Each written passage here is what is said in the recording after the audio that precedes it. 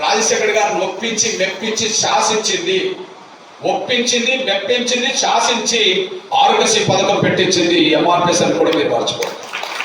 ప్రపంచంలో ఇంకా లేని ఆ పరిష్కారం, పేదల పరిష్కారం మరి ఇక్కడ ఎందుకు వచ్చిందంటే 2004లో సరిగ్గా 21 ఏళ్ల క్రితం, 2004లో 21 ఏళ్ల క్రితం ఒక సమస్య మా నోటీస్కి వచ్చేసింది. ఒక సమస్య మా నోటీస్కి వచ్చింది.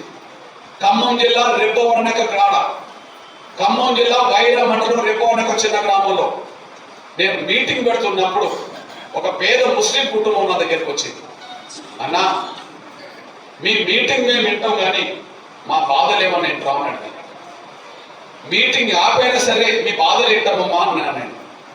ఆ ముస్లిం చెల్లె తన సంఖలో ఒక బిడ్డను వేసుకొని వచ్చి, అన్నా నా బిడ్డ సంఖలో ఉన్న బిడ్డ నసీమ, నా బిడ్డ ఒకనొక బిడ్డ, నా పక్కన నా భర్త ఈమె నా అత్త, ఎదురుగా కనిపించే పురుష మహిళ అన్న. మేము చాలా పేద కుటుంబం అన్నా, నా బిడ్డకు గుండె జబ్బు ఉంటుందన్నా, గుండెలో రంధ్రాలు ఉన్నాయన్నా, అవి కూర్చాలంటే ఆపరేషన్ జరగాలన్నా, ప్రభుత్వ ఆసుపత్రుల్లో ఆపరేషన్ చేస్తలేరన్నా, ప్రైవేట్ ఆసుపత్రికి వెళుతున్నామో 1,40,000 రూపాయలు ఆపరేషన్ ఖర్చు అంటున్నారన్నా, మేము ఏమి లేని వాళ్ళమన్నా, నాకేమన్నా సాయం చేసి నా బిడ్డకు ఆపరేషన్ చేయించు అన్న. నేను అన్నా, అమ్మా మీరెట్లా పేదరికంలో ఉన్నారో నేను కూడా పేదోని, నేను పేదోనే కానీ అంతో ఇంతో నా మాట కొంత విలువన్నదని నేను అనుకుంటున్నా. మీ బిడ్డకు ఆపరేషన్ మాత్రం చేపిస్తాము అన్న, డబ్బులు ఇవ్వలేను కానీ ఆపరేషన్ చేపిస్తాము అన్న. అప్పుడు ఆమె అడిగింది నన్ను, అన్న ఆపరేషనే డబ్బుతో కూడుకున్నది అవుతే నువ్వు డబ్బు సాయం చేయనట్టున్నావు, ఆపరేషన్ చేపిస్తా అంటున్నావు, అది ఎట్లా సాధ్యమవుతుంది అన్నారు.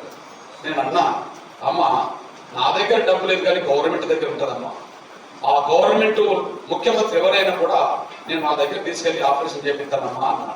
అప్పుడు ఎన్నికలు జరిగినాయి కానీ 2004లో కౌంటింగ్ జరగలేదు ఆ పీరియడ్. అప్పుడు అన్నది, అన్న నీ దయ నా బిడ్డను కాపాడితే చదువుకోండి, తప్పకుండా కాపాడే ప్రయత్నం చేస్తా బిడ్డ అని నేను అన్న. వాళ్ళ అమ్మకు నేను మాట ఇచ్చాను. ఆ మాట ఇచ్చి మీటింగ్ తర్వాత నేను హైదరాబాద్ వెళ్ళాను. సరిగ్గా 2004 మే 14 రాజశేఖర్ గారు ముఖ్యమంత్రి అయ్యాడు. నేను వెంటనే ఆలస్యం చేయకుండా బిడ్డ ప్రాణం పోవద్దు నిలబెట్టాలని చెప్పి వెంటనే ఆ కుటుంబాన్ని అలర్ట్ చేసి నేను హైదరాబాద్ రప్పించా. మే 21, 2004 అంటే రాజశేఖర్ గారు ప్రమాణ స్వీకారం చేసిన ముఖ్యమంత్రి అయిన వారం రోజులకి హైదరాబాద్ రప్పించారు. రప్పించిన వెంటనే ఆ నలుగురిని తీసుకెళ్లి రాజశేఖర్ గారు కలిశారు. లేకు గెస్ట్ హౌస్ లో ధర్మదర్శనం పేరుతో కొత్తగా అందరినీ కలుస్తున్నాడు, వేలాది మందిని. ముఖ్యమంత్రి కొత్తగా అయింది కాబట్టి ప్రజల్ని కలుసుకుందామనే పద్ధతిలో వేలాది మందిని కలుస్తున్నాడు. నేను 1000 మందిలో ఈ కుటుంబాన్ని పెట్టుకుని నిలబడ్డా. అందరిని కలుస్తూ నన్ను గుర్తుపట్టి 4 అడుగులు స్పీడ్గా నా దగ్గరకు వచ్చి నన్ను ఒక మాట అన్నాడు, కృష్ణ ఇన్ని వందల మధ్యలో ఇన్ని 1000 మంది మధ్యలో నువ్వు ఎందుకు నిలబడ్డావు, నువ్వు ఒక్కడికి లోపలికి వస్తే నేను మాట్లాడేది కదా. నేను అన్నా, నేను ఒక్కనైతే లోపలికి వచ్చినాడు సార్, నలుగురితో కలిసి వచ్చాను కాబట్టి నేను రాలేకపోయాను అన్నాను. ఏంటి విషయం అన్నాడు. నేను వాళ్ళని పరిచయం చేసి, నేను పలానా ఊళ్ళో వీళ్ళ ఊళ్ళో మీటింగ్ పెట్టినప్పుడు ఈ సమస్య నాకు దృష్టికొచ్చింది సార్, దయచేసి చాలా పేద ముస్లిం కుటుంబం సార్, ఈ బిడ్డ ఒకరికి ఆడబిడ్డ సార్, ఇంకా మగ పిల్లలు కూడా లేని బిడ్డలు, ఈ అమ్మాయి గుండె జబ్బు సార్, దయచేసి ప్రైవేట్ ఆసుపత్రులు ఆపరేషన్ చేయించు అని. ఎంత ఖర్చు వస్తుంది కృష్ణ అని అన్నాడు. 1,40,000 చెప్పి ఎస్టిమేషన్ ఆయనకి ఇచ్చేసాను. ఆ ఎస్టిమేషన్ చదువుతూ ఒక మాట అన్నాడు, కృష్ణ నేను 1,40,000 ఇవ్వలేను కానీ ఒక 25,000 నా సహాయం నేను చేస్తాను అన్నాడు. ఆరోగ్యశ్రీ పథకం రాకముందు ఒక ఎమ్మెల్యేలు ఎవరన్నా లెటర్ రాస్తే సీఎం రిలీఫ్ ఫండ్ మీద ఒక 25,000, 30,000 అప్పుడు శాంక్షన్ చేయడం అనవాయితీ వచ్చేది. గదే 25,000 ఇస్తాను అన్నాడు. నేను అప్పుడు అన్నా, సార్ ఇప్పుడు మీరు 25,000 ఇచ్చిందనుకో ఇంకా 1,15,000 ఎవరు పెట్టుకుంటారు అన్న. కన్నోళ్ళు పెట్టుకుంటారు కదా అన్నాడు. కన్నోళ్ళు పెట్టుకునే స్తోమత శక్తి ఉంటే నాకేది చెప్తాను, నేను మీ దగ్గరికి తీసుకొస్తా సార్. వాళ్ళ ఊళ్ళో మీటింగ్ పెట్టినప్పుడు వాళ్ళ ఇల్లు చూసా, ఊరి కుడిసా. ఇంకో తండ్రి రిక్షా తప్పుకునేటోడు రిక్షా అమ్ముకొని పరీక్షలు చేయించాడు సార్, ఇక ఏం అమ్ముకోవాలి సార్ అప్పుడు, దయచేసి నువ్వు చేయించాల్సిందే అన్న. నేను అప్పుడు ఆయన ఏమన్నాడంటే, కృష్ణ నువ్వు చెప్పిన మాటని ఈమెకు మొత్తం 1,40,000 పెట్టి ఆపరేషన్ చేయించాను అనుకో, ఈ రాష్ట్రంలో ఉండబడే గుండె జబ్బులు ఇతర జబ్బులు మంది నా దగ్గరకు వస్తే నేను ఏం చేయాలి, నా బడ్జెట్ సరిపోదు అన్నాడు. నేను అన్నా, సార్ కోటీశ్వరుల బిడ్డలకు ఏ జబ్బులు అంటే నీ దగ్గరికి ఎందుకు సార్, వాళ్ళు చేయించుకుంటారు కదా, అపోలో పోతారు, కేర్ పోతారు, నిమ్స్ పోతారు, యశోద పోతారు, అమెరికా పోయి చేయించుకుంటారు సార్.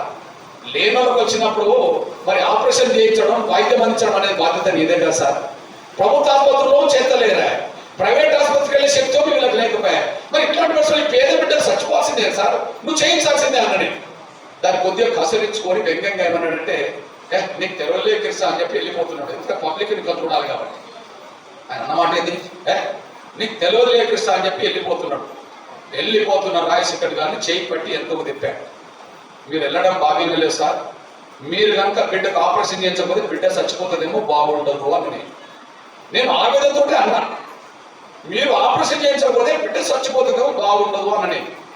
దానికి వెంటనే కసిరించుకొని ఏమన్నాడంటే కోపంతో, ఏమైనా ఇంత పబ్లిక్ లో నేను పోతుంటే నన్ను వెనుకకు తిప్పి బాగుంటుందని నన్ను హెచ్చరిక చేస్తావా, ఏమనుకున్నావు అని చెప్పి, నేను 25,000 ఇస్తాను కదా, ఇప్పుడు 25 రూపాయలు కొట్టి గొప్ప నువ్వేం తీసుకుంటావు చేసుకోమన్నాడు. కోపానికి వచ్చాడు నా మీద. నేను అన్నా, ఏం చేసుకుంటావు చేసుకోమంటున్నావు సార్, నేను రోడ్డు మీద ఉద్యోగం చేయాల్సి వస్తుంది అన్నాను. చేసుకోపో అన్నాడు. మరింత కసిరించుకున్నాడు.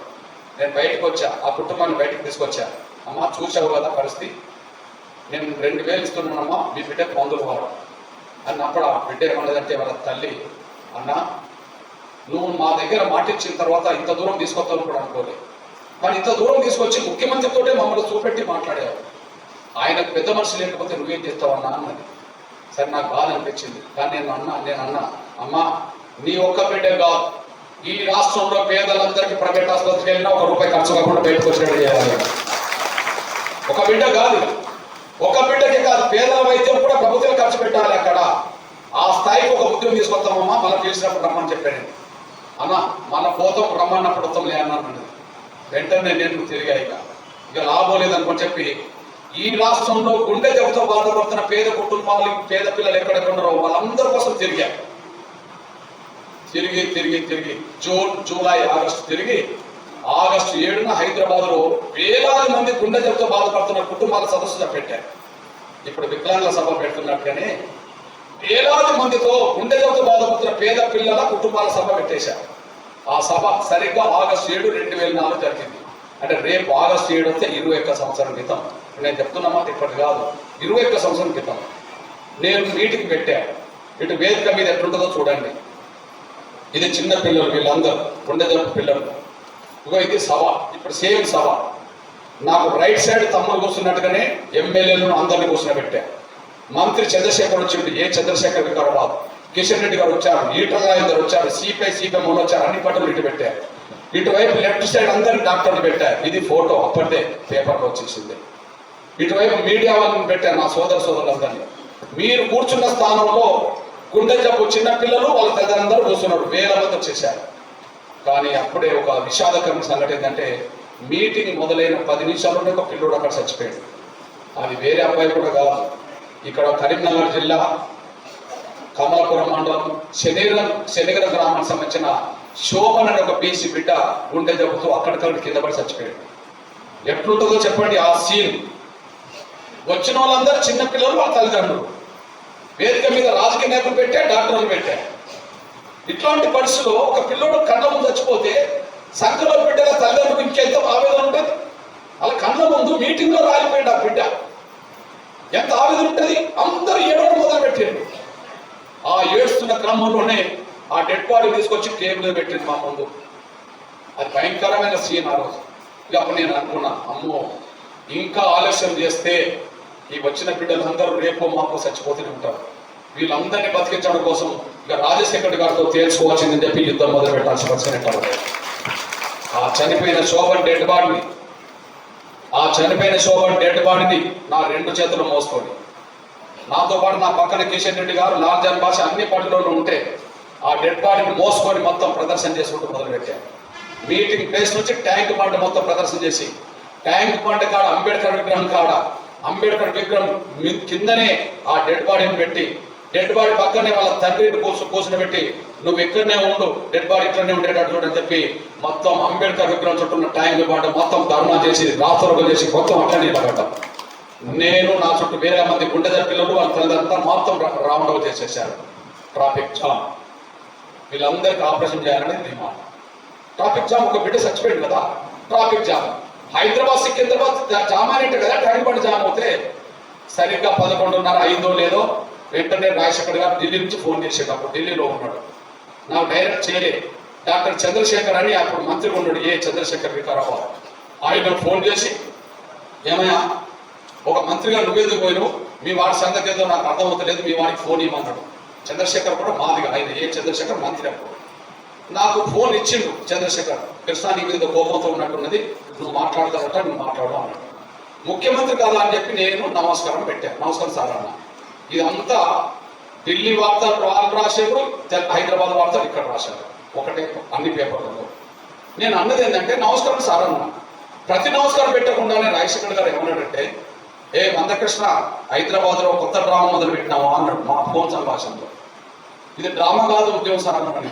ఏ ఉద్యమం అయిన ఈ ఉద్యమం వేల మంది పిల్లల్ని రోడ్డు మీద రప్పించి అకస్మాత్తుగా నా మెడ మీద కత్తి పెట్టి ఇప్పటికిప్పుడు ఆపరేషన్ చేయమంటే నేను ఎట్లా చేయించాలనుకున్నావు అన్నాడు. సార్ వేల మంది ఈ రోజు వచ్చినమాట నిజమే, కానీ 2.5 నెలల క్రితము నసీం అని ఒక పేద ముస్లిం బిడ్డను తీసుకొచ్చాను కదా, మరి ఆ ఒక్క బిడ్డ కన్నా ఆ రోజు ఎందుకు చేయించలేదు అన్నా. నేను నన్ను మళ్ళా బెదిరిస్తున్నావా అన్నాడు ఫోన్లో. ఆ రోజు నేను బెదిరించలేదు, ఈ రోజు నేను బెదిరించట్లేదు. ఆనాడైనా ఈనాడైనా ఒక బిడ్డ కోసం అప్పుడు చేయించగా నీ దగ్గరకు వచ్చా. ఇప్పుడు వేలాది మంది బిడ్డల కోసం ఇప్పుడు నేను మాట్లాడుతున్నా. ఒక బిడ్డ ఇప్పటికే చచ్చిపోయాడు. నువ్వు ఆపరేషన్ చేయించడం అనేది ఆలస్యం లేకపోతే ఇంకా బిడ్డలు చచ్చిపోతారు సార్, నువ్వు చేయించాల్సిందే అన్నా. నువ్వు జాగ్రత్త అన్నాడు. ఏం సార్ జాగ్రత్త అంటున్నావు అన్నా. నీకు జాగ్రత్త అంటే కూడా అర్థమవుతలేదా? నీ సంగతి నాకు తెలుసు, నా సంగతి నీకు తెలుసు, జాగ్రత్త బతుకు అన్నాడు. సార్ నన్ను బెదిరిస్తున్నావు, నువ్వు నీ బెదిరింపులకు భయపడి నేను ఇంటికి వెళితే బిడ్డలందరూ చచ్చిపోతారు సార్. వీళ్ళందరినీ నీ దృష్టికి తీసుకొచ్చినందుకు కోపం నా మీద ఉంటే కొట్టి సార్, పోలీసు వాళ్ళందరూ నచ్చుకుంటున్నారు. కేసు పెట్టి సార్ నేను జైలుకాయ నేర్తా, ఇంకేదైనా చేపి సార్ నేను ఏదైనా అవుతా. కానీ పిల్లలందరికీ ఈ ఆపరేషన్ కనుక ప్రైవేట్ ఆసుపత్రి చేయించినంత వరకు నేనైతే రోడ్డు దిగి ఇంటికి వెళ్ళే ప్రసక్తి అయితే లేదు సార్, నీ ఇష్టం నేను చేసుకో సార్ అన్న. నేను మా మధ్యలో ఫోన్ కట్ అయిపోయింది. అప్పుడే రాజశేఖర్ గారు నన్ను బెదిరించినట్టుగా ఢిల్లీ వార్తలు రాశారు. ఉద్యోగ బాధలతో దారుణన్న కృష్ణమార్గం మీద వైఎస్ ఆగ్రహం, అదే రోజు న్యూస్. ఇగో హైదరాబాద్ న్యూస్. నన్ను విలేకరులు అడిగింది ఇంతసేపు ఏం మాట్లాడుకున్నారంటే, రాజశేఖర్ గారు నన్ను బెదిరించిందని నేను చెప్పాను.